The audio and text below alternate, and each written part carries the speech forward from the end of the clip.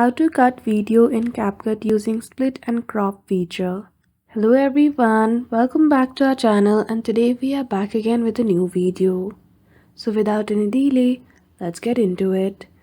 For that, firstly open Capcut application, create a new project with the video you want to edit, tap on the video and select the portion which you want to cut. Once selected, click on split from the bottom menu. Now, you can now select and delete the video which you just cropped, or you can also move the clip forward. The other method to edit the video is to simply tap on the clip and you will see different options in the bottom menu. Scroll to the right and search for transform. Go to resize and from here you can simply manage the frame of the clip. And that's it.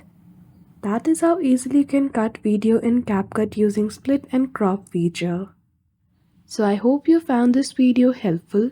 If you did, don't forget to give it a thumbs up and subscribe to our channel for such tutorial. Thank you for watching till the end.